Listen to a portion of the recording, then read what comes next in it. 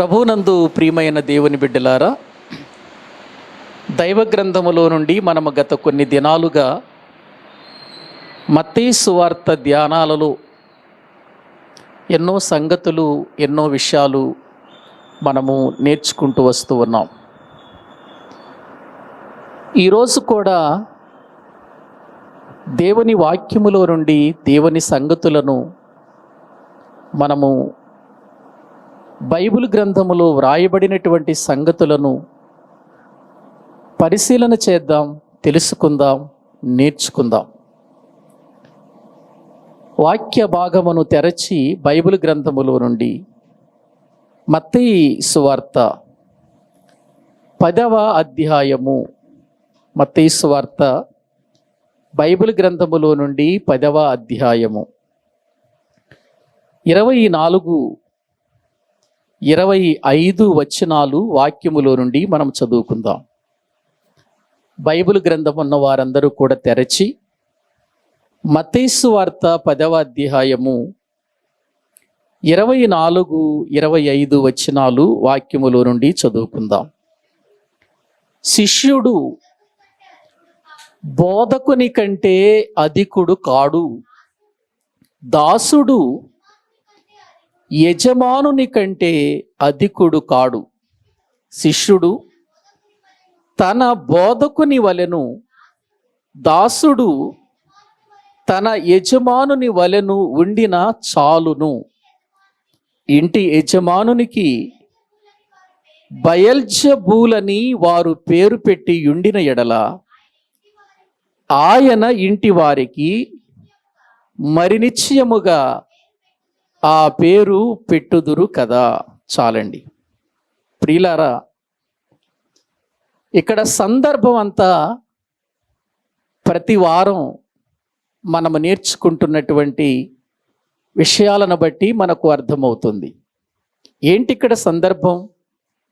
యేసుక్రీస్తు వారు తన యొక్క శిష్యులను పిలిచి వారిని పంపిస్తున్నాడు ప్రజల మధ్యకు.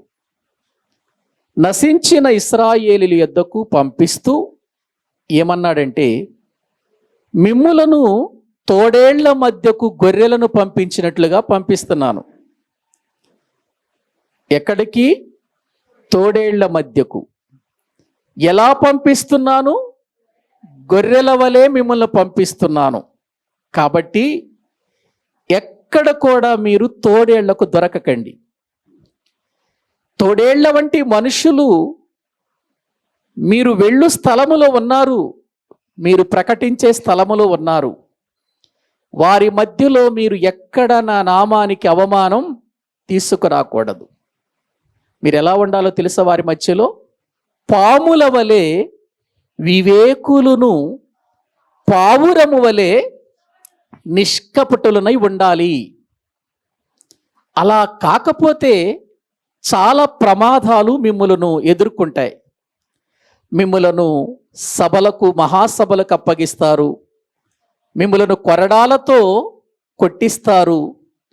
మిమ్ములను అనేక రీతులుగా హింసిస్తారు, బాధిస్తారు. అటువంటి పరిస్థితులలో మీరు ఎక్కడ కూడా చింతపడవలసిన అవసరం లేదు. ఎందుకంటే ఆ సమయములో దేవుడు తన ఆత్మ ద్వారా మీరు వారి మధ్యలో ఏం మాట్లాడాలో ఆ మాటలన్నీ కూడా నేను తెలియచేస్తాను. కాబట్టి మీరు ఎక్కడ తొందరపడకండి అని అంటూ తన శిష్యులను పంపిస్తున్నాడు ప్రజల మధ్యకు. ఏవండి, ఆలోచించండి. ఎప్పుడైనా ప్రజల మధ్యకు వెళ్ళినప్పుడు ప్రజలు అనేక రకాలైనటువంటి భావాలు కలిగిన వారు ఉంటారు. ప్రజలు అందరూ ఒకే స్వభావము కలిగిన వారు ఉండరు. ప్రజలలో రకరకాలైనటువంటి పరిస్థితుల గుండా వెళ్ళేవారు ఉంటారు. కొంతమంది నిదానస్తులు ఉంటారు, కొంతమంది తొందరపడే వాళ్ళు ఉంటారు, కొంతమంది కోపపడేవారు ఉంటారు, కొంతమంది తొందరగా మాట అనేసేస్తే చాలు అనేటువంటి విధానంలో ఉంటారు. మరికొంతమంది తిరుగుబాటు చేసేవారు ఉంటారు, అవసరమైతే కొట్టేవారు ఉంటారు, అవసరమైతే నిందల పాలు చేసేవారు ఉంటారు, అవమానకరముగా మిమ్మల్ని మాట్లాడేవాళ్ళు ఉంటారు. ఇన్ని రకాల ప్రజల మధ్యలోనికి నేను మిమ్మల్ని పంపిస్తున్నాను అని ప్రభువు తన యొక్క శిష్యులను పంపిస్తున్నాడు. అవును ప్రియులారా, ఒక దైవజనుడు ఒక సంఘాన్ని నడిపిస్తున్నా, ఒక దైవజనుడు ఒక స్థలానికి వెళ్ళి దేవుని వాక్యాన్ని ప్రకటిస్తున్నా ప్రజలందరూ ఒకే భావముతో ఉంటారండి? ప్రజలందరూ ఒకే భావముతో ఉంటారా? ఉండరండి. ఒకరి స్వభావం వేరు, మరొకరి స్వభావం వేరు. ఒకరి ఆలోచనలు వేరు, మరికొంతమంది ఆలోచనలు వేరు. ఒకరి మాట విధానం వేరు, మరికొందరి మాట విధానము వేరు. ఇలా రకరకాలైనటువంటి ప్రజలుంటారు. తొందరగా వాక్యాన్ని అర్థం చేసుకునేవారు ఉంటారు, తొందరగా వాక్యాన్ని అపార్థం చేసుకునే వాళ్ళు కూడా ఉంటారు. ఇటువంటి వారి మధ్యలో మీరు చాలా జాగ్రత్తగా ఉండాలని వారికి చెప్పినట్లుగానే నేటి దినాలలో కూడా బోధకులమైనటువంటి మేము చాలా మందిని, ఇటువంటి వారందరినీ ఒక దాటి మీదకు తీసుకురావాలంటే చాలా కష్టతరమైన పని. ఎందుకంటే అన్ని రకాల స్వభావాలు కలిగిన వారిని ఒకే స్వభావములోకి తీసుకురావాలంటే కష్టమైన పనే కాదంటారా? చెప్పండి, కష్టమైన పని అండి అది. ఎందుకంటే ఇటువంటి స్వభావాలతో ఉన్నటువంటి ప్రజల మధ్యలో ఒక దైవజనుడు దేవుని వాక్యాన్ని బోధించి వారిని ఒక స్థలం మీదకు తీసుకురావాలంటే ఒకరోజు ప్రసవ వేదన సరిపోతుందా? సరిపోదు. ఒక్కరోజు విధానము సరిపోతుందా? సరిపోదు. ఎన్నో దినాలు కష్టపడాలి, ఎన్నో దినాలు అవమానాలు పొందాలి, ఎన్నో దినాలు నిందలు పొందాలి, ఎన్నో దినాలు అనేక రకాలైనటువంటి మాటలు పడాలి. ఎలాగైనా సరే వారు దేవుని వాక్యము దగ్గరకు వచ్చేటట్టుగా బ్రతకాలి, దేవుని శిష్యుడుగా లేక దేవుని కొరకు బ్రతికేటువంటి వారిగా. ప్రియులారా, ఇప్పుడు వాళ్ళ మధ్యకు పంపిస్తూ ప్రభు ఏం చెబుతున్నాడంటే మీరు వాళ్ళ దగ్గర చాలా జాగ్రత్తగా ఉండండి. ఎలా ఉండాలి మీరు? శిష్యుడు బోధకుని కంటే అధికుడు కాడు, దాసుడు యజమానుని కంటే అధికుడు కాడు అనే మాటలు అక్కడ ప్రభు చెప్పటంలో ఉద్దేశాలు మీరు బాగా గమనించాలి. పోయిన వారములో శిష్యుడు బోధకుడు వీళ్ళిద్దరి మధ్యలో ఉన్న తారతమ్యాలు ఏంటో చెప్పాను. శిష్యుడు ఎలా ఉండాలి, శిష్యుడు అంటే ఎవరు, శిష్యుడు అని ఎవరిని పిలుస్తారు, శిష్యుడు అనేటువంటి వాడు ఏ విధముగా బ్రతకాలి అనే సంగతులు, ఒక బోధకుడు అనబడుతున్న వానికి బోధకుడు అని పిలవబడటానికి ఎటువంటి అర్హతలు కలిగి ఉండాలనే విషయాలు పోయినటువంటి వారములో నేను చెప్పాను. అక్కడ ఆ మాటతో ఆగిపోకుండా ఏమన్నాడంటే దాసుడు యజమానుని కంటే అధికుడు కాడు అని అన్నాడు. చూడండి, దాసుడు యజమానుని కంటే అధికుడు కాడు. దాసుడు దాసుడే, యజమానుడు యజమానుడే. ప్రియులారా గమనించండి, యజమానుడు చెప్పినట్టుగా దాసుడు వినాలా, దాసుడు చెప్పినట్లుగా యజమానుడు వినాలా? ఏవండి, ఎవరు చెప్పినట్లుగా వినాలి? యజమానుడు చెప్పినట్లుగా దాసుడు వినాలి. దాసుడు అంటే యజమాని కంటే తక్కువవాడు, యజమాని క్రింద ఉన్నవాడు. యజమాని చెప్పినట్లుగా వినాలి. కుటుంబములో యజమాని అని ఎవరిని పిలుస్తారు? యజమాని అని ఎవరిని అంటారు? భర్తను అంటారు కదా, భర్తను. భర్త ఎటువంటి వాడిగా ఉన్నాడు, ఉండాలి అని అంటే యజమానిగా ఉండాలి. అంటే యజమానిగా ఉండాలి అని అంటే కుటుంబాన్ని సరైన విధానములో నడిపించే ఒక అధికారము కలిగిన వాడిగా ఉండాలి. అధికారము కలిగిన వాడిగా ఉండాలని చెప్పి నాకు అధికారం ఇచ్చాడు, నాకు యజమానుని స్థానం ఇచ్చాడు అని తన ఇష్టం వచ్చినట్లుగా చేసే హక్కు యజమానునికి లేదండి. యజమానుడు అంటే సరియైన మార్గములో కుటుంబాన్ని నడిపించేవాడు. కొంతమంది యజమానులు ఉన్నారు, నేను యజమానుణ్ణి, నువ్వు నా క్రింద బ్రతకాలి అని అంటూ భార్యని చితక బాధేటువంటి యజమానులు లేరా? భార్యను అనేక రకాలుగా హింసించేటువంటి భర్తలు లేరా? ఉన్నారండి. అది యజమానుని యొక్క స్థితి అనరా? దాన్ని ఏమంటారో తెలుసా? అధికారాన్ని వహించుకుంటున్నాడు అని అనుకుంటారు. నేను ఒక విషయాన్ని చెబుతున్నాను, నీవే యజమానుడివై నువ్వు ఒక గొప్ప స్థానంలో ఉన్నానని అనుకోవద్దు. యజమానులైన వారు, యజమానుడు భర్త అయితే భార్య ఎవరు? యజమానురాలు. భర్త యజమానుడైతే భార్య ఎవరు? దాసురాలా? కాదు. ఎవరు? యజమానురాలు. యజమానురాలు అంటే నీ స్థానం, నీ భార్య యొక్క స్థానాన్ని ఇదిగో పాలి భాగస్థులుగా చేశాడు దేవుడు. అందుకే అంటాడు, జీవమను కృపావరములో మీరు పాలివారయ్యున్నారని ఎరిగి అని అంటాడు బైబిల్ గ్రంథంలో పేతురు గారు రాసిన మొదటి పత్రికలో. కాబట్టి ప్రియులారా, యజమానుడు, ఈ భూమి మీద ఎన్నో రకాలైన యజమానులు మనకు కనబడతారు. ఒక ఉద్యోగం చేస్తున్నప్పుడు, ఒక ఉద్యోగము చేస్తున్న వారికి ఒక యజమానుడు ఉంటాడు, పని చేస్తున్న వారికి. మళ్ళీ యజమానులు అనబడుతున్న వారందరికీ మరొక యజమానుడు ఉంటాడు. ఆ పైన ఉన్నటువంటి యజమానులందరికీ అంటే యజమానులు కింద దాసులు, మళ్ళీ దాసులే యజమానులుగా ఉండి మళ్ళీ వాళ్ళ కింద దాసులు, మళ్ళీ దాసులే యజమానులుగా ఉండి వారి కింద ఉన్నవాళ్ళు దాసులు. వీళ్ళందరూ ఈ భూమి మీద యజమానులైతే, భూమి మీద ఉన్న యజమానులందరికీ పరలోకములో ఒక యజమానుడు ఉన్నాడు. భూమి మీద యజమానులు అనబడుతున్న వారందరికీ పరలోకములో ఒక యజమానుడు ఉన్నాడో లేదో బైబిల్ను చూద్దాం. కొలస్సీలకు రాసిన పత్రిక. ప్రియులారా, దైవ గ్రంథములో నుండి కొలస్సీలకు రాసినటువంటి పత్రిక 4వ అధ్యాయము 1వ వచనాన్ని చదవండి.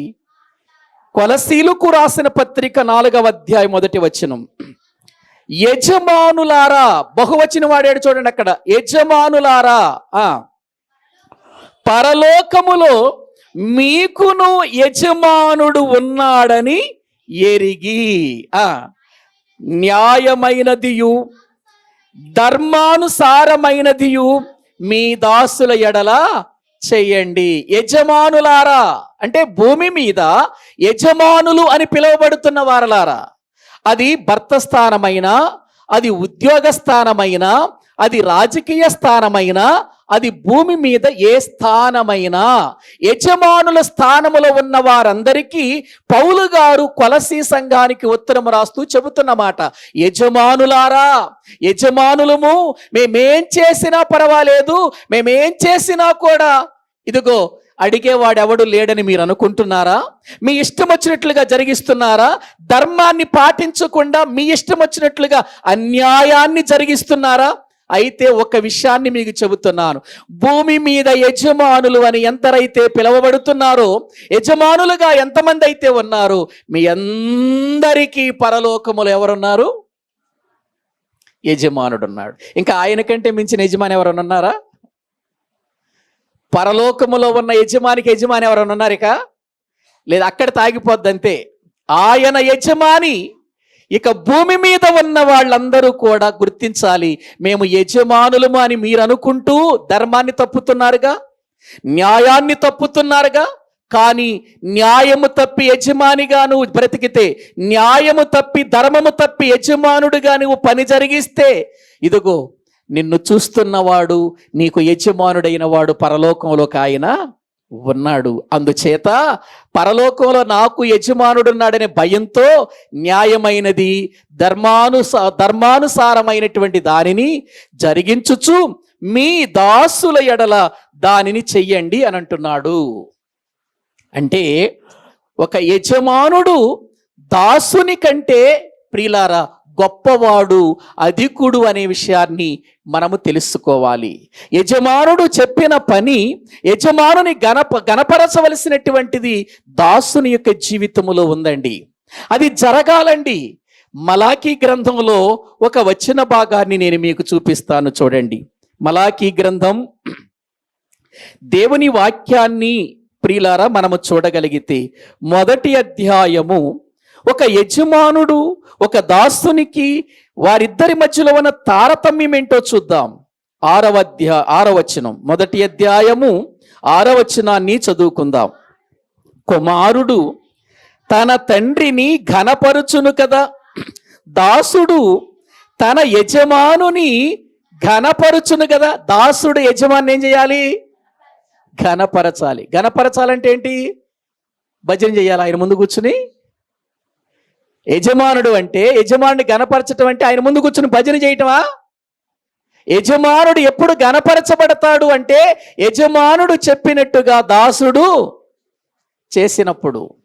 యజమానుడు చెప్పిన పని దాసుడు చేసినప్పుడు యజమానుడు ఘనపరచబడతాడు.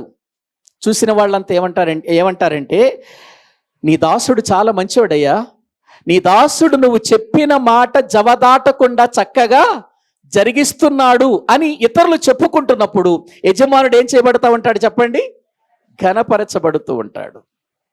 ప్రియులారా, ఇక్కడ మనము తెలుసుకోవలసిన విషయం ఏంటంటే, మన దేవుడు యజమానుడైతే మనము భూమి మీద దాసులమైతే, దాసులమైన మనము మన యజమానుడైనటువంటి దేవుని మాట తూచ తప్పకుండా ఏం చేయాలి? పాటించాలి, నెరవేర్చాలి. మనము యజమానులము అని గర్వపడాల్సిన అవసరం లేదు. మనకంటే మరొక యజమానుడు పైన ఉన్నాడు. ఆయన న్యాయమైనటువంటి యజమానుడు, ధర్మానుసారమైన యజమానుడు. ఎక్కడ కూడా త్రోవ తప్పితే ఒప్పుకునే యజమానుడు కాదు ఆయన. నీ ఇష్టం వచ్చినట్లుగా నేను జరిగిస్తానంటే ఇష్టపడే యజమానుడు కాదు ఆయన. అందుకేనండి అపోస్తులు గాని, భూమి మీద దేవుని కొరకు బ్రతికిన భక్తులు గాని, వారు ఏమని దేవునికి తమ్మును తాము పరిచయం చేసుకున్నారు, ఏమని ప్రజలకు పరిచయం చేసుకున్నారంటే దాసులం, మేము దాసులం అని పరిచయం చేసుకున్నారు. అటువంటి వారిని కొంతమందిని నేను మీకు చూపిస్తాను. చూడండి, బైబిల్ గ్రంథములో వాక్యములో నుండి దాసులుగా వారు పరిచయం చేసుకున్నటువంటి కొంతమంది వ్యక్తులు, వాళ్ళు సామాన్యులు కాదండి, గొప్ప భక్తులు అండి. వాళ్ళు ఏమని పరిచయం చేసుకుంటున్నారు ఒక్కసారి చూద్దాం. రోమీలకు రాసిన పత్రిక 1వ అధ్యాయము 1వ వచనము చదవండి. ఏవండి, రోమీలకు రాసిన పత్రిక 1వ అధ్యాయము 1వ వచనము చదువుకుంటున్నాం. యేసుక్రీస్తు దాసుడును అపోస్తులుడుగా ఉండుటకు పిలవబడిన వాడును, దేవుని సువార్త నిమిత్తము ప్రత్యేకింపబడిన వాడునైనా పౌలు. చాలండి. అంటే ఏ విధంగా తన్ను తాను పరిచయం చేసుకున్నాడు చూడండి. రోమా సంఘానికి ఏ విధంగా తాను పరిచయం చేసుకుంటున్నాడో ఒకసారి ఆలోచించండి. నేనెవరిని అనుకుంటున్నారు? నేనేదో గొప్పవాడని అని మీరు అనుకుంటున్నారా?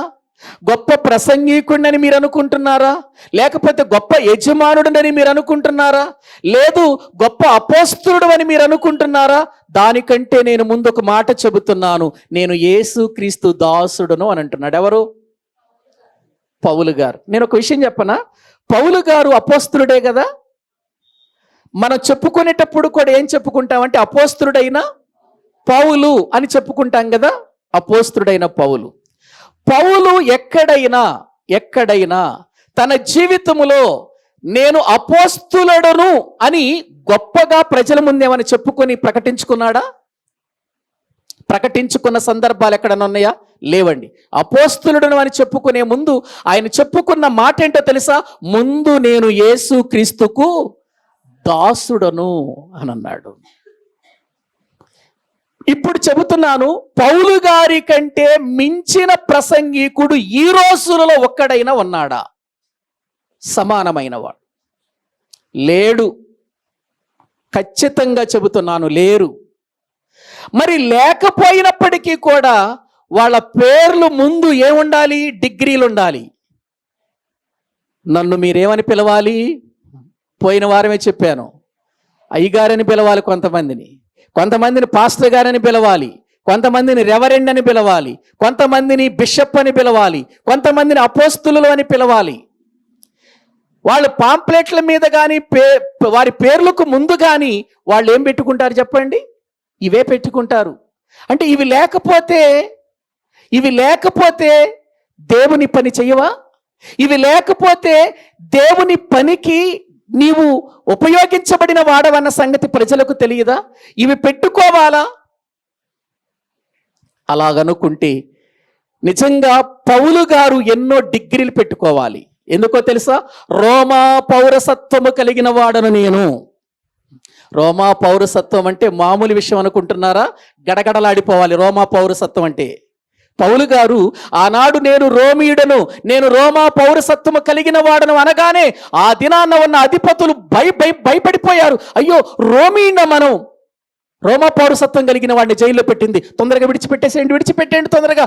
రోమా పౌరసత్వం కలిగిన వాడిని విచారణ చేయకుండా జైల్లో పెట్టకూడదు. అపోస్తల కార్యముల గ్రంథం చదువుకోండి మీరు. ఇప్పుడు నేను ఆ విషయాలను చెప్పట్లేదు. పౌరసత్వము కలిగిన వాడు, నిజంగా రోమా పౌరసత్వం కలిగిన వాడంటే ఎంత గొప్ప డిగ్రీ పెట్టుకోవాలో తెలుసా?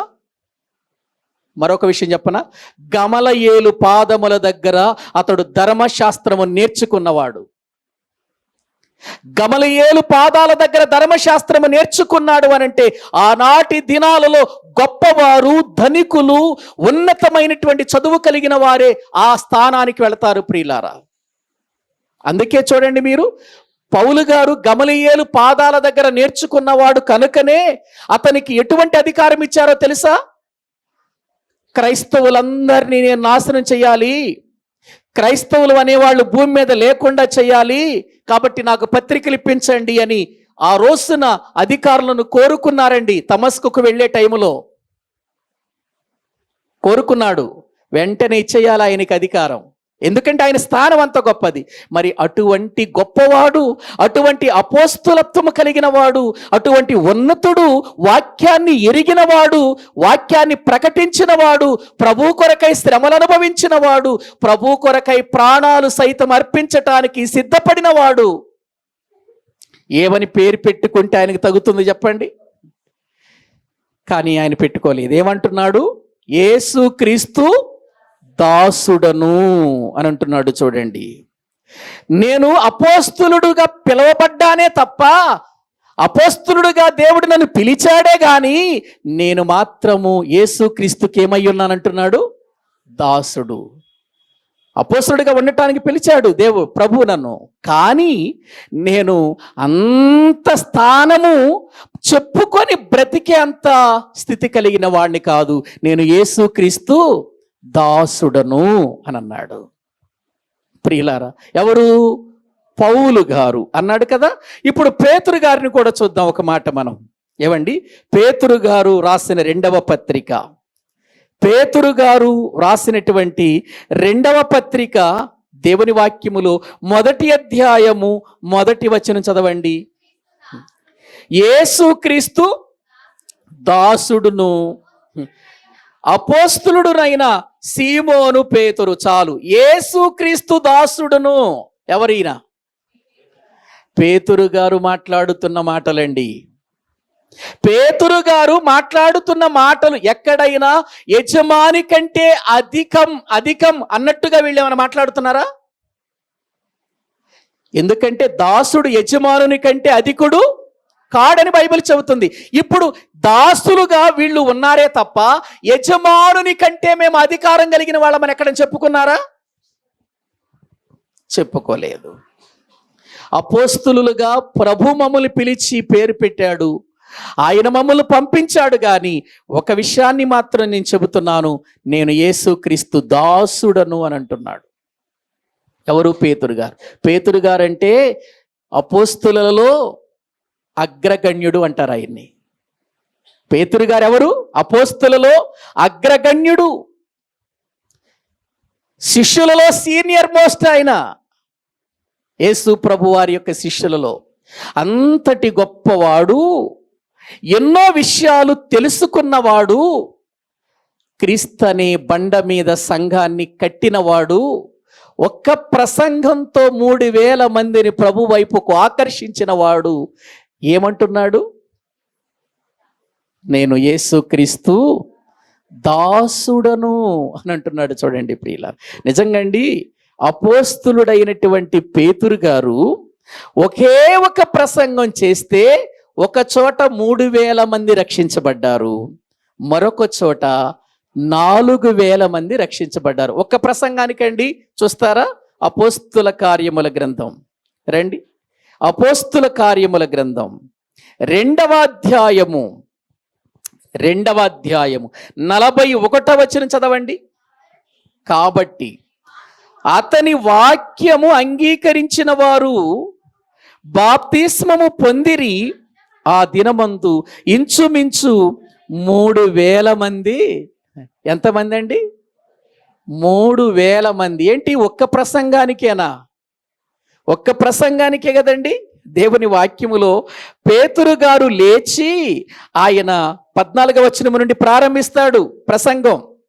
14వ వచనము నుండి ప్రారంభించిన ఆయన మాటలు విన్నటువంటి వారు ఎంతమంది బాప్తిసం పొందారండి? అవును కదా.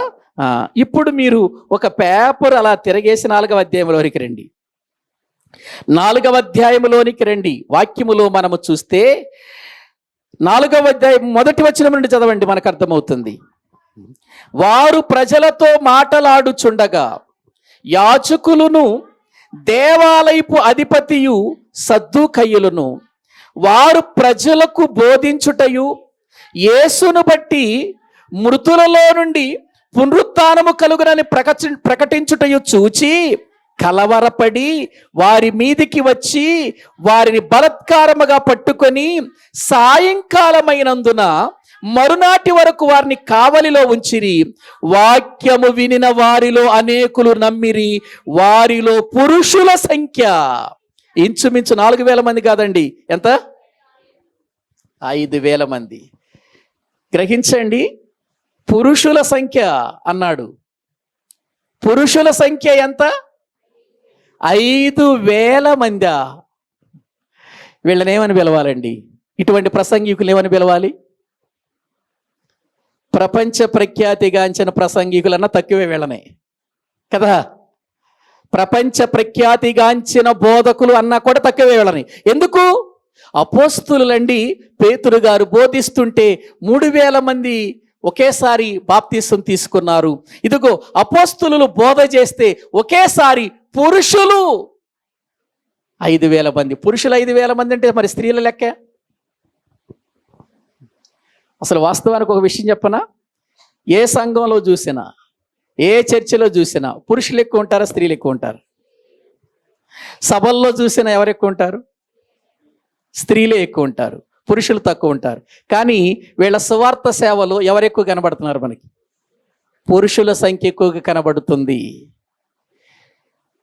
ఎందుకంటే ప్రియమైనటువంటి దేవుని పిల్లలారా, ఇదిగో వారు చేసిన ప్రసంగాలు పురుషులను సహితము కూడా కఠిన హృదయాలతో నింపి జీవితాలను ప్రియులారా సరైనటువంటి విధానములు అంత తొందరగా లోపరుచుకునేటువంటి వారి హృదయాలు కూడా ప్రభు వైపుకు తిరిగాయి అని అంటే నిజంగా వీళ్ళకి ఏమని పేరు పెడితే సరిపోతుంది చెప్పండి? వాళ్ళు అంటారు, పేర్లొద్దు మాకు, మేమెవరము? యేసుక్రీస్తు యొక్క దాసులం.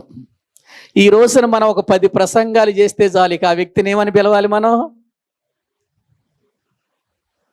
10 ప్రసంగాలు దంచి చేస్తే అది ఒకళ్ళకి మేలు ఉండదు, ఒకళ్ళు కూడా మేలు పొందరు. దానివల్ల ఆత్మీయ జీవితంలో మేలు పొందటం కానీ రక్షణ పొందటం కానీ ఏమీ ఉండదు. కానీ వీళ్ళని ఏమని పిలవాలి? రెవరెండ్లు, అపోస్తులు, బిషప్పులు ఇలా పిలవాలి. పిలవకపోతే ఒప్పుకోరు. పేపర్ మీద దాని మీద వాళ్ళ ముందు ఆ పేరు లేకపోతే ఒప్పుకోరు. కొంతమంది అది మాత్రమే కాదు, కింద డిగ్రీలు వేసుకుంటా ఉంటారు. వాళ్ళు ఎన్ని డిగ్రీలు? నేను ఒక విషయం చెబుతాను, నీ డిగ్రీలు ఒక ఆత్మను రక్షించటానికి ఉపయోగకరమవుతాయా? వాక్యం ఎవరిది? వాక్యం అయ్యున్నవాడెవరు? యేసుక్రీస్తు వారు. వాక్యము ప్రజల మధ్యకు పంపించి వారి హృదయాలను కదిలించేవాడెవరు? పరిశుద్ధాత్ముడు. హృదయాలను కదిలించేవాడు పరిశుద్ధాత్ముడు. మొత్తం పనంతా ఆయనది. నువ్వు కేవలం ఒక వ్యక్తిగా నిలబడి నువ్వేదో గొప్పలు చెప్పుకుంటున్నావేంటి? నువ్వేదో గొప్పవాడిగా ప్రజల ముందు ప్రదర్శనలు చేస్తావేంటి? ప్రియులారా, ఒక్కసారి ఆలోచించండి. ఇటువంటి భక్తులే మేము యేసుక్రీస్తుకు ఏమై ఉన్నాం? దాసులం అని అంటుంటే, మరి వీళ్ళేంటండి ఇంత గొప్ప గొప్ప పేర్లు పెట్టుకొని ఎన్నెన్నో విధాలుగా మాట్లాడుకుంటూ ప్రజల మధ్యలో తమ పేర్లు ఉపయోగించుకుంటున్నారేంటండి? పేర్లు ఉపయోగించుకుంటున్నారేంటి? ప్రియులారా, వాక్యం ఆయనది,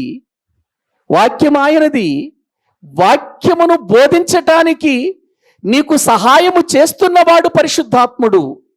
ఆ వాక్యము ప్రజల హృదయములోనికి తీసుకుని వెళుతున్నప్పుడు ఆ హృదయాన్ని కదిలిస్తున్నవాడు పరిశుద్ధాత్ముడు. దేవుని కార్యాలు దేవుడు తన చిత్తాన ప్రకారముగా జరిగించుకుంటూ ఉంటే నువ్వేంటో గొప్పలు చెప్పుకుంటున్నావు, మనమేంటో ప్రియులారా ప్రజలకు కనపరుచుకోవటానికి ప్రయత్నం చేస్తున్నాం. ఒక వ్యక్తిని రక్షించేది వాక్యమా, మనిషికున్న డిగ్రీలా? వాక్యము రక్షించేది. నీకున్న డిగ్రీలలో లేదు రక్షణ, మరి దేంట్లో ఉంది? శక్తి గల దైవ వాక్యములో ఉంది. అది ఆత్మలను రక్షించేది, ఆత్మలో ఉన్నటువంటి కల్మషాన్ని కడిగేది. ప్రియులారా, ఎప్పటికీ మనము యేసుక్రీస్తుకు దాసులమే. మరొక విషయాన్ని చూపిస్తాను చూడండి. పేతురు గారు అలా అన్నాడా? ప్రియులారా, ఇప్పుడు యాకోబు గారి దగ్గరకు వద్దామండి. యాకోబు గారు దగ్గరకు వద్దాం. యాకోబు పత్రిక 1వ అధ్యాయం 1వ వచనం చదవండి. దేవుని యొక్కయు ప్రభువైన యేసుక్రీస్తు యొక్కయు దాసుడైన యాకోబు. అబ్బా, ఎవరు ఈయనెవరు? యేసు ప్రభు వారి యొక్క సహోదరుడిన యాకోబు గారు. ఈ యాకోబు గారు యేసు ప్రభు శిష్యుడు కాదండి. యేసు ప్రభు శిష్యుడు కాదు ఈయన. యేసు ప్రభు వారు మరియా యోసేపులకు మరియకు జన్మించిన తర్వాత, కన్య అయిన మరియకు యేసు ప్రభు జన్మించిన తర్వాత, యోసేపు మరియల యొక్క దాంపత్య జీవితంలో పుట్టిన యేసుక్రీస్తు వారి యొక్క తమ్ముడిన ఎవరు? యాకోబు. ఒకసారి చూడండి, వాళ్ళని గురించి మనం చూద్దాం. మార్కు సువార్త. దేవుని వాక్యాన్ని ప్రియులారా మనము చూడగలిగితే, వాక్యాన్ని మనము ఇంత చక్కగా తెలుసుకోకపోతే ప్రియులారా మనము చాలా నష్టపోతామండి. 6వ అధ్యాయము మార్కు సువార్త 6వ అధ్యాయము 3వ వచనాన్ని మనము చదువుకుందాం. ఇతడు యేసుక్రీస్తుని గురించి చెప్పుకుంటున్నారు వాళ్ళు. ఇతడు మరియ కుమారుడు కాదా? ఇతడు యాకోబు, యోసే, యూదా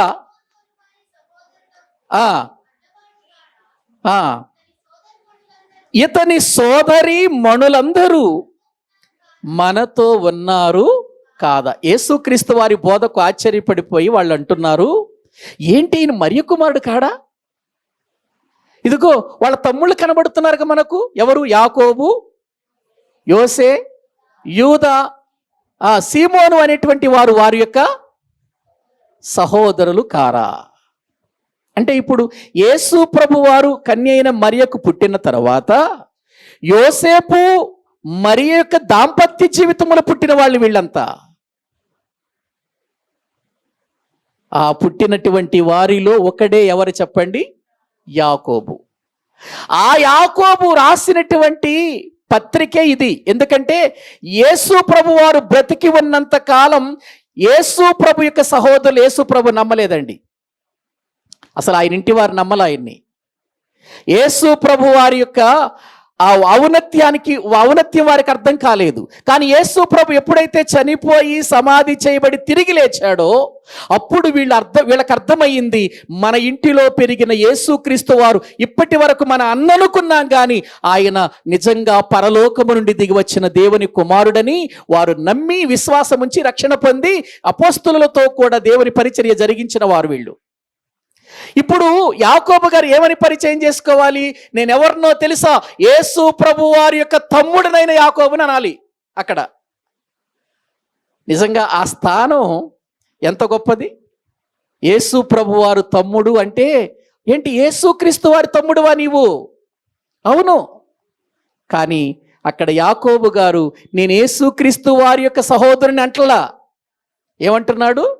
యేసుక్రీస్తు యొక్క దాసుడను. ఏంటి? తమ్ముడు కూడా యేసుక్రీస్తు ప్రభువుకు దాసుడుగానే ఉన్నాడా? అవును, దాసుడుగా ఉన్నాడు. ప్రియులారా, ఆలోచించండి. వారు దాసులు అని చెప్పుకుంటున్నారండి, దాసులు అని చెప్పుకుంటున్నారు. మరొక విషయం చెప్పనా? ఆ ప్రక్కనే యోధా పత్రికలోనికి వెళితే యోధా పత్రిక 1వ అధ్యాయం 1వ వచనం చదవండి. యేసుక్రీస్తు దాసుడును యాకోబు సహోదరుడైన యోధా. ఈయనెవరు? ఈ యోధా, ఈయన కూడా యేసు ప్రభు వారి యొక్క మరొక తమ్ముడు. ఇక్కడ చూడండి, యాకోబు సహోదరుని అన్నాడు కానీ యేసు ప్రభు సహోదరుని అంటున్నాడా? యోధా అంటున్నాడా? ఎందుకని? ఏమంటున్నాడు? యేసుక్రీస్తు దాసుడను యాకోబు సహోదరుని అన్నాడు. ఏది? యాకోబు పత్రిక రాసినటువంటి యాకోబు సహోదరుడు అన్నాడు. కానీ నేను యేసు ప్రభు సహోదరుని అంటలా. ఎందుకంటే ఆ స్థానం మాకు లేదండి చెప్పుకోవటానికి. ఆయన పరలోకము నుండి దిగివచ్చిన దేవుని కుమారుడైతే మేము ఆయనకు ఏమయ్యున్నాం? దాసులం. ప్రియులారా, ఒక్కసారి మీరు ఆలోచించండి. వీళ్ళంతా దాసులు అని అనుకుంటున్నారంటే ఇప్పుడు యేసుక్రీస్తు వారి వీళ్ళకి ఏమయ్యున్నాడు?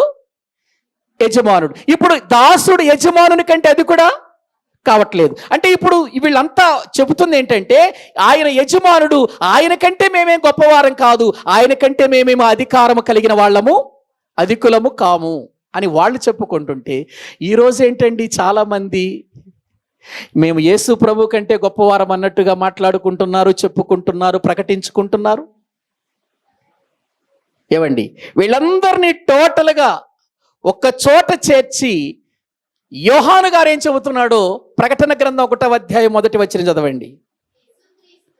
ప్రకటన గ్రంథము 1వ అధ్యాయం 1వ వచనం.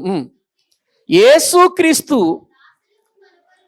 తన దాసులకు కనపరుచుటకు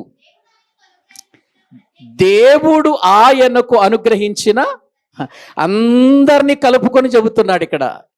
తన దాసులు, యేసుక్రీస్తు యొక్క దాసులట, తన దాసులకు కనపరుచుకొనుటకు. అంటే అందరూ దాసులేనా? దాసులే. అందరూ దాసులైతే మరి మనకు యజమానుడు ఎవరు? క్రీస్తు. క్రీస్తు మనకు యజమానుడు. ఇప్పుడు ఆయన కంటే అధికులం అవుదాం మనం? అర్హత ఉందా మనకి? యేసుక్రీస్తు కంటే గొప్పవారమని చెప్పుకునే అర్హత ఉందా? అసలు దాసులు అని చెప్పుకోవటమే గొప్ప విషయం. క్రీస్తు దాసులు అని చెప్పుకోవటమే గొప్ప విషయం. ప్రియులారా, మరి ఈ దినాన్న మనం కేవలం దేనికోసం ప్రాకులాడుతున్నాం? దాసులుగా ఉండి యజమానుని యొక్క విధానములో నడుచుకోవటానికి మనం ఇష్టపడుతున్నామా? లేకపోతే నేను చాలా గొప్పవాడని, నాకు చాలా తెలుసు, నేను అన్నిటికంటే అధికము అని చెప్పుకునే స్థితిలోనికి వెళ్ళిపోతున్నామా మనము? ఆలోచించండి ప్రియులారా, గమనించండి. ఇక్కడ ఈ విషయాలు గమనించండి. బోధకుడు శిష్యుని కంటే, శిష్యుడు బోధకుని కంటే అధికుడు కాదు, దాసుడు యజమానుని కంటే అధికుడు కాదు. ఇప్పుడు దాసుడైనటువంటి వాడు కూడా ఎట్లా ఉంటే దాసుడు అవుతాడో చెబుతాను చూడండి. ఎట్లా ఉంటే దాసుడు? చెప్పుకుంటే దాసుడా, క్రియ జరిగిస్తే దాసుడా? చూద్దాం. రోమీయులకు రాసిన పత్రిక. ఎవరు దాసుడో చూద్దాం. దాసుడైన వాడు కూడా ఎట్లా ఉంటే వాడు దాసుడని పిలిపించుకోవాలో ఒక్కసారి దైవ గ్రంథములో నుండి మనము చూద్దామనండి. రోమీయులకు రాసినటువంటి పత్రిక వాక్యములో 14వ అధ్యాయము ప్రియులారా 18వ వచనం చదవండి. రోమీయులకు రాసిన పత్రిక 14వ అధ్యాయము 18వ వచనం అండి. ఈ విషయమందు క్రీస్తునకు దాసుడైన వాడు దేవునికి ఇష్టుడును మనుషుల దృష్టికి యోగ్యుడునై ఉన్నాడు. ఇప్పుడు చెప్పండి, క్రీస్తు యేసు దాసుడు అని అనిపించుకోవటానికి కూడా కొన్ని అర్హతలు ఉండాలి. ఏంటి అర్హతలు? అక్కడ చెప్పాడు, చెప్పండి ఏంటో. దేవునికి ఇష్టుడు. దేవునికి ఇష్టుడు అన్నాడు. అంటే దాసుడు అని పిలువబట్టానికి కూడా, దాసుడు అని అనిపించుకోవటానికి కూడా అతడు ఎవరికి ఇష్టుడుగా ఉండాలి? అంటే ఇప్పుడు దేవునికి ఇష్టుడుగా లేనివాడు దాసుడని పిలిపించుకోవటానికి యోగ్యుడు కాడా? ముమ్మాటికి కాడు. ఇదేంటండి, ఎప్పటివరకు రెవరెండ్లు, అపోస్తులు, బిషప్పులు అని పిలిపించుకోవటానికి మేము యోగ్యత చూపిస్తున్నాము, ఇప్పుడు దాసుడు అని అనిపించుకోవటానికి కూడా యోగ్యత లేదా? లేదు. ఎందుకని? ఉండాలంటే అర్హత ఉండాలి. ఏంటి అర్హత? దేవునికి ఇష్టుడు. దేవునికి ఇష్టుడు. దేవునికి ఇష్టుడు అని అంటే, దేవుడంటే నాకు ఎంత ప్రేమనండి, దేవుడంటే నాకు ఎంతో ఇష్టం అండి, దేవుడిని అసలు నేను విడిచిపెట్టనండి అని చెప్పుకుంటే ఇష్టుడా? ఏవండి, మనం చాలా పాటలు పాడతాం కదా, చాలా పాటలు పాడతాం దేవుని మీద, ఆయన మీద మనకున్నంత ప్రేమ అసలు ఇంకెవరికి లేనట్టు పాడతాం పాట. ఏవండి, నీవు లేకుండా నేను లేనయ్యా, నువ్వు లేకుండా నేను బ్రతకలేనయ్యా. ఎన్నిసార్లు బ్రతికేవా ఆయన లేకుండా? నిజంగానా? నీ వెంటే ఉంటానయ్యా, నీ వెంటే నడుస్తానయ్యా. నిజమా? అందుకే ఒక భక్తుడు అన్నాడు, క్రైస్తవులు లోకములో ఉన్న వాళ్ళేమో ఒక రకంగానే అబద్ధాలు ఆడతారట, క్రైస్తవులు అన్ని రకాలుగా అబద్ధాలు ఆడతారట. ఏంటి? మాటల ద్వారా అబద్ధాలు ఆడతారట, పాటల ద్వారా కూడా అబద్ధాలు ఆడతారట. పాటల ద్వారా కూడా అబద్ధాలు ఆడతారు. కూర్చుందును నీ సన్నిధిలో దేవా. నిజమా? ఖచ్చితంగా నిజమేనది. ప్రతి క్షణం ఆయన సన్నిధిలో కూర్చుంటున్నారా? పాడుతున్నాం, కూర్చుందును నీ సన్నిధిలో దేవా. ప్రతి క్షణమా? ప్రతి క్షణం కూర్చుంటున్నాం ఆయన సన్నిధిలో. నిజంగా చెప్పండి, ఇది అబద్ధమా నిజమా? చెప్పండి. అబద్ధం కదా. అబద్ధాలు పాడుతున్నాం, అబద్ధాలు ఆడుతున్నాం, అబద్ధాలు మాట్లాడుతున్నాం. కూర్చుందును రాజా నీ భవనములో. పూర్తి చేయండి. అబ్బా, రేయి పగల, బుధవారం 1 గంట రావటానికే లేట్ చేసే నువ్వు, ఇష్టపడ నువ్వు, శనివారము వస్తే వస్తావు లేకపోతే లేదు, ఆదివారం కూడా ఎప్పుడో వచ్చే నువ్వు రేయి పగల ఆయన భవనంలో రేయి పగలుంటున్నావా? అబద్ధాలు పాడటం లేదా? అందుకే పాటలు పాడేవాళ్ళు ఎప్పుడు కూడా హెచ్చరికతో కూడిన పాటలు, ఇతరులకు సువార్తను అందించే పాటలు, ప్రభు యొక్క గొప్పతనము ప్రజలకు చెప్పే పాటలు ఎన్నుకోండి. అబద్ధాల ప్రియులార పాటలు ఎందుకు పాడతారండి మీరు? బాగుందా? పల్లవ పాడటానికి బాగుందా? ఛాయ బాగుందా? తాళం బాగుందా? మ్యూజికల్ అక్కడ బాగున్నాయా? పాట రాగం బాగుందా? బాగుంది.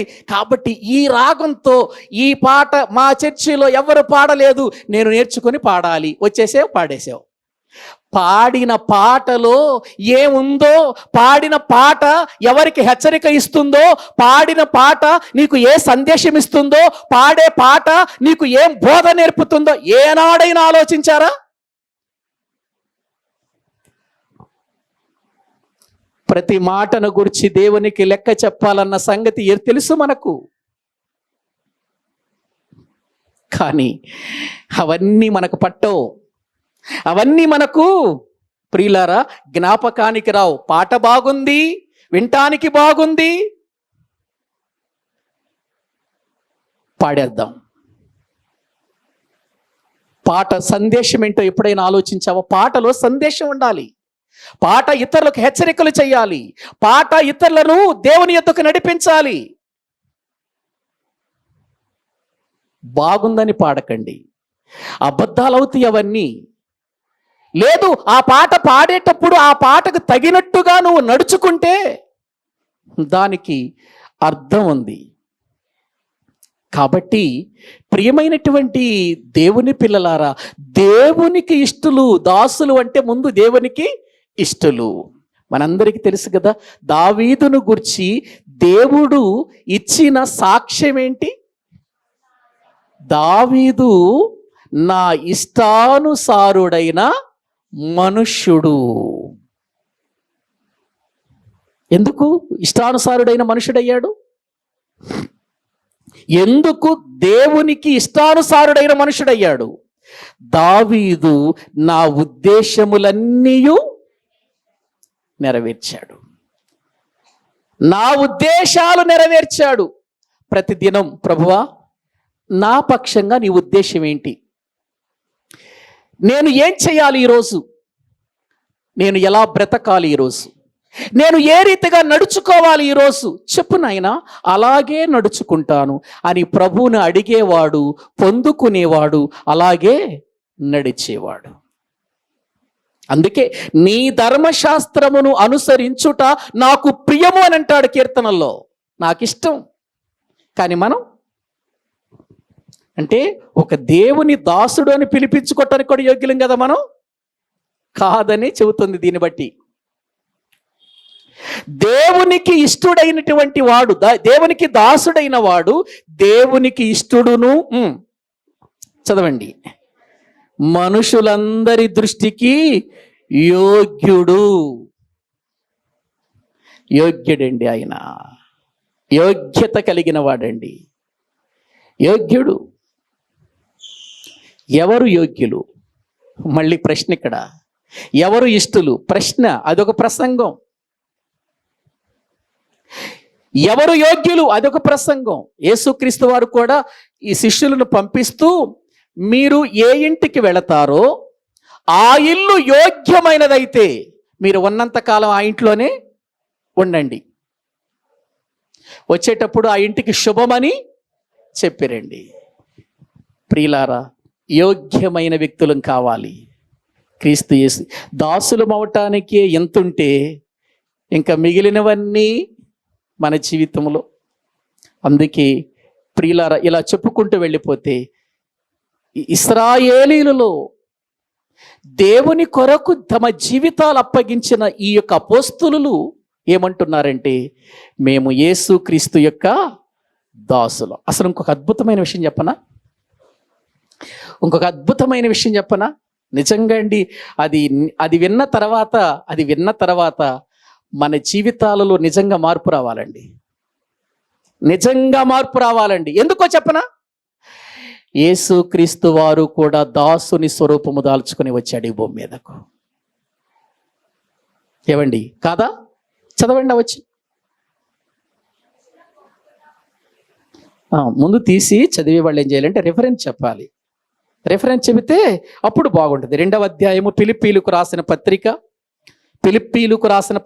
2వ అధ్యాయము 7వ వచనం. మనుషుల పోలికగా పుట్టి దాసుని స్వరూపమును ధరించుకొని. ఏ స్వరూపము ధరించుకున్నాడు?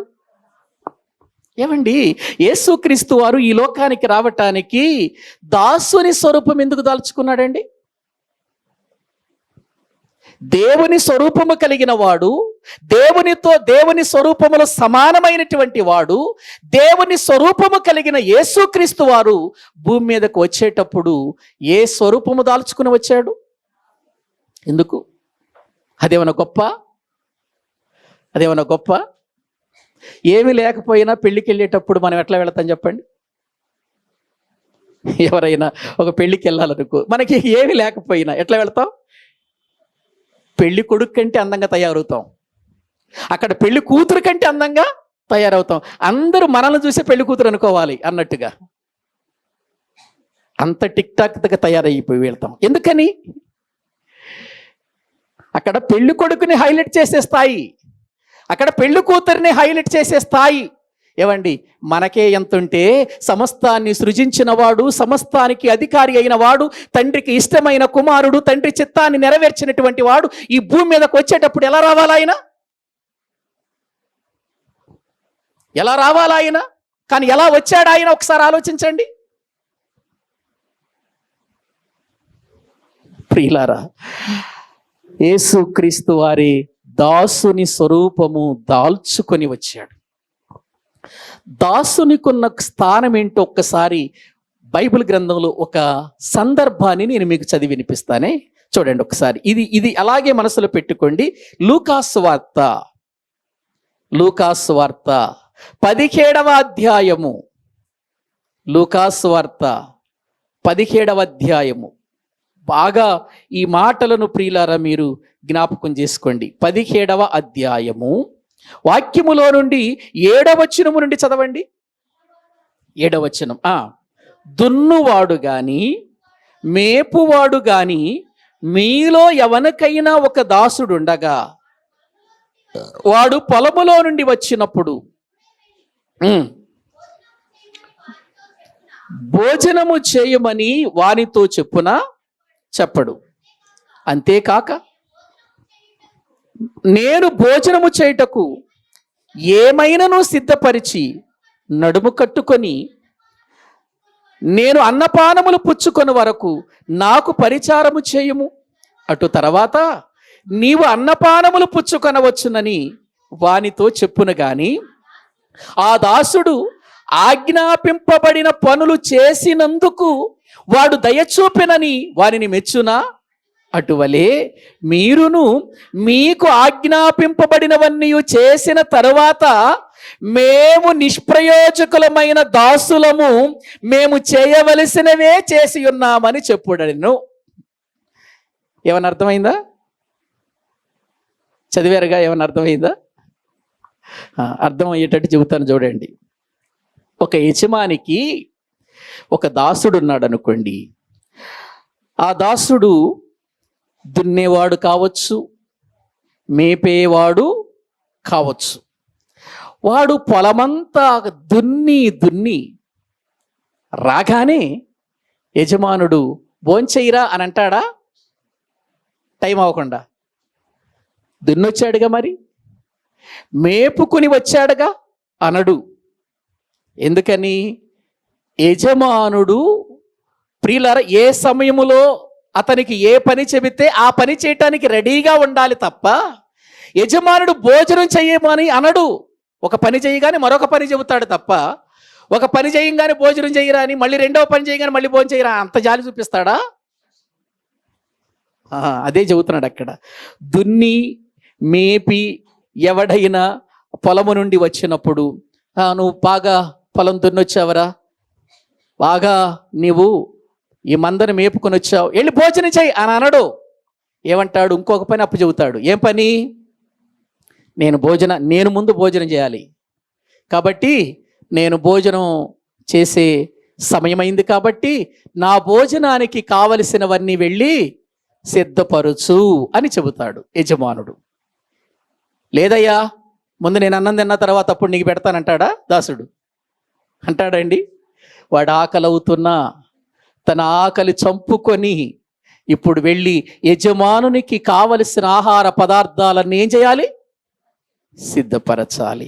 సరే, అన్నపానములన్నీ పుచ్చుకొని ప్రియులారా ఆ తర్వాత అతడు అక్కడ 8వ వచనం చదవండి ఒకసారి. అంతేకాక నేను భోజనము చేయుటకు ఏమైనాను సిద్ధపరిచి నడుము కట్టుకొని నేను అన్నపానములు పుచ్చుకొని వరకు నాకు పరిచారము.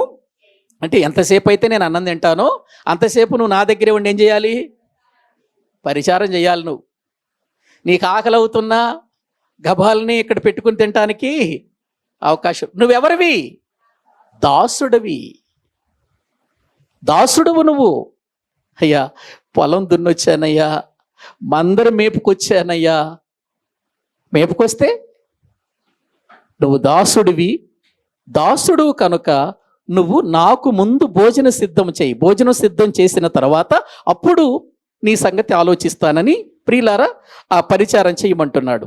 పరిచారము చేయును. అటు తరువాత నీవు అన్నపానములు పుచ్చుకొనవచ్చును అని వానితో చెప్పును. అంటే ఇప్పుడు యజమానుడు తినేంత వరకు దాసుడు యజమానుడు ఏ పని చెబితే ఆ పని తూచా తప్పకుండా చేయాల్సిందే. నేను చెయ్యను అని అనకూడదు. ఎందుకంటే అతడు యజమానుడు కాదు, అతడెవరు? దాసుడు. ఇది మనకు అన్వయించుకుందామండి. ఇప్పుడు చెప్పండి, యజమానుడు చెప్పిన పనులు మనము చేస్తున్నామా? ఆలోచించండి.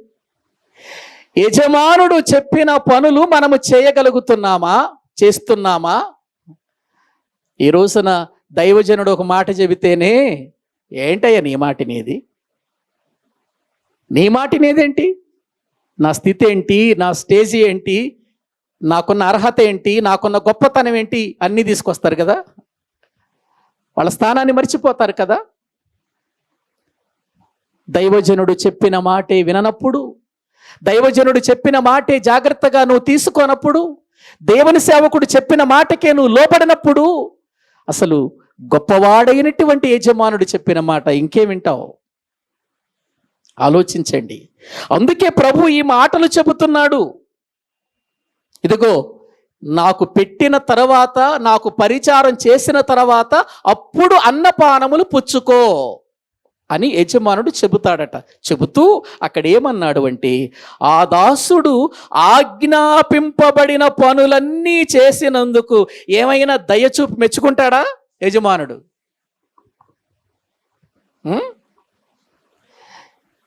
అతడు దాసుడు అంతే. ఎన్ని పనులైనా చెప్పినట్టు చేయాలి. దాసుని విధానం అండి ఇది. దాసుని విధానం. దాసుని స్వరూపము దాల్చుకొని వచ్చానన్నాడే ప్రభువు, అవన్నీ చేశాడండి ఆయన. నా యజమానుడైన నా తండ్రి చిత్తము నెరవేర్చుటకు నేను ఈ లోకమునకు వచ్చి ఉన్నాను అన్నాడు. ఎవరి చిత్తం? ఆయన చెప్పినవన్నీ నెరవేర్చటానికి వచ్చాను అన్నాడు. ప్రియులారా, ఇక్కడ కూడా అదే అంటున్నాడు. ఆ దాసుడు అన్ని పనులు చేసినా దయచూపునా యజమానుడు? దయచూపెనా, మెచ్చునా? కాబట్టి మీరు కూడా తెలుసుకోవాల్సింది ఏంటంటే, శిష్యులతో చెబుతున్న మాటలు ఇవి, అపోస్తులతో చెబుతున్న మాటలు ఇవి. 10వ వచనంలో, అటువలే మీరును మీకు ఆజ్ఞాపింపబడినవన్నీ చేసిన తరువాత, ఎప్పుడు?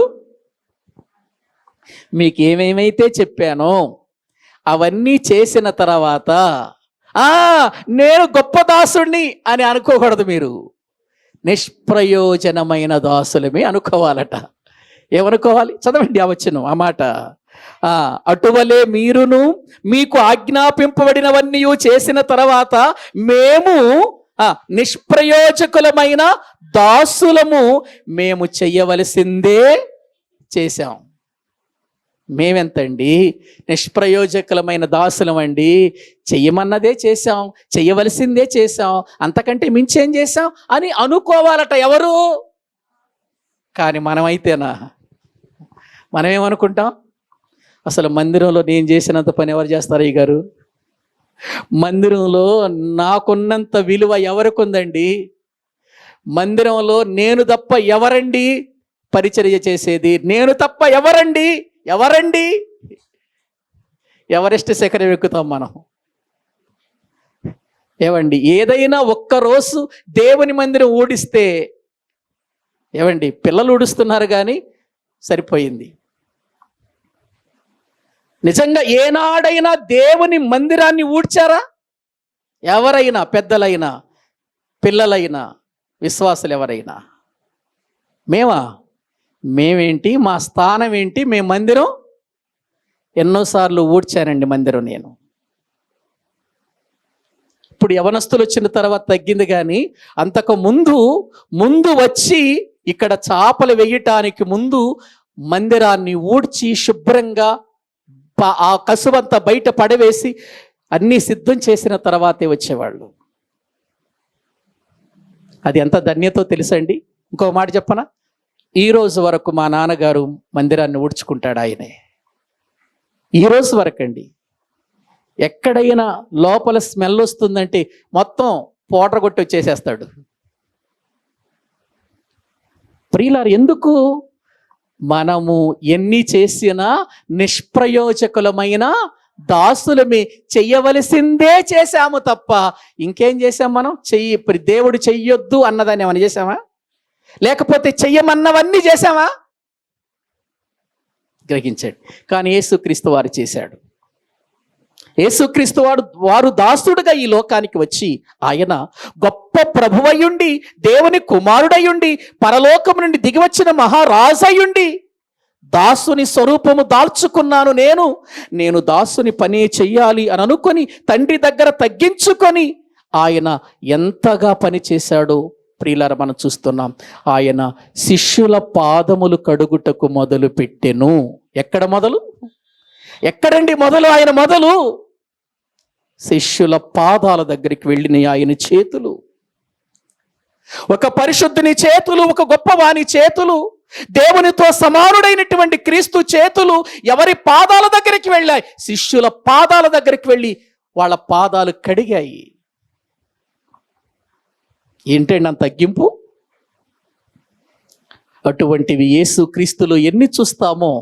మనకు రక్షణ ఇచ్చిన వాడు, మన కొరకు ప్రాణం పెట్టిన వాడు, మనకు విమోచన కలిగించిన వాడు, మన జీవితాన్ని ధన్యంగా చేసిన వాడే పాదాలు పట్టుకున్నాడు.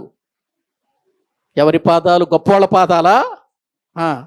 తన దగ్గర నేర్చుకుంటూ తనతో తిరుగుతూ ఉన్న శిష్యుల పాదాలు. ఇప్పుడు చెప్పండి, ఆయనే దాసుని స్వరూపము దాల్చుకొని దాసుడుగా చేస్తే ఆప్టల్ మనం ఎంత? ఆప్టల్ మనం అంతే. మనం ఎంత గొప్పలు చెప్పుకోవటానికి మనం ఏం చేశామని. కాబట్టి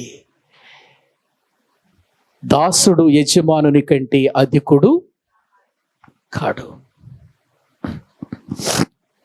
ఎన్ని సంవత్సరాలైనా, జీవిత కాలమంతా నువ్వు ఎంత గొప్ప పని చేసినా అది చెయ్యవలసినే పని తప్ప, నిష్ప్రయోజకులమైన దాసులమే తప్ప మనమేమి గొప్పలు చెప్పుకోవటానికి గొప్పవారమేమీ కాదు. గొప్ప పనేమి మనము చెయ్యలేదు. యేసుక్రీస్తు వారు అన్నీ చేసి వెళ్ళిపోతూ ఒక మాట చెప్పాడు, తండ్రి నీవు నాకిచ్చిన పనిని సంపూర్ణముగా నెరవేర్చాను అన్నాడు. యోహాను సువార్త 17:4. నీవు నాకిచ్చిన పని నేనేం చేశాను? సంపూర్ణముగా నెరవేర్చి భూమి మీద నేను నీకేం తీసుకొచ్చాను? మహిమ. ప్రియులారా, ఇప్పుడు చెప్పండి, కేవలం అపోస్తులుల కంటే మనమేమి గొప్పవారము కాదు. యేసుక్రీస్తు కంటే అసలు భూమి మీద ఎవరు గొప్పవాళ్ళు కాదు. వాళ్ళే దాసులుగా భూమి మీద బ్రతికితే మనమేంటండి గొప్పలు చెప్పుకుంటూ బ్రతుకుతున్నాం. దేనికండి గొప్పలు? ఆయన వాక్యమండిది, ఆయన మాటలండివి, ఆయన పనండిది, ఆయన ఇచ్చినటువంటి గొప్ప ప్రియులార గ్రంథమండిది. అందులోనివే కదా మనము తీసుకొని చెబుతున్నది. అవి కూడా మన జీవితాలలో ఆయన చెప్పమన్నట్టుగా చెప్పిన నాడు, ఆ పనిని పరిపూర్ణంగా చేసిన నాడు. ఏ పని? వాక్యము బోధించటమే పనా? ఏమండి? పరిచర్య, శిష్యుల పాదాలు కడిగేంత తగ్గింపు జీవితం రిక్తునిగా చేసుకోవాలి. నేనేమి చేతగాని వాడనన్నట్టుగా బ్రతుకులో ఉండాలి. ప్రియులారా, యజమానుని వలె పని చెయ్యాలి. యజమానునిలాగా మనము ప్రియులారా ఉండాలి. దాసులుగానే బ్రతకాలి. అది అక్కడ ప్రభువు చెబుతున్న మాట. యజమానుడు, ఒక్కసారి ఆ వచనం చదవండి, ప్రార్థన చేసుకుందాం. మత్తయి సువార్త దేవుని వాక్యములో నుండి చదవబడినటువంటి వాక్యం 10వ అధ్యాయము వాక్యములో నుండి 25వ వచనం చదవండి. శిష్యుడు తన బోధకుని వలెను, దాసుడు తన యజమానుని వలెను ఉండినా చాలు.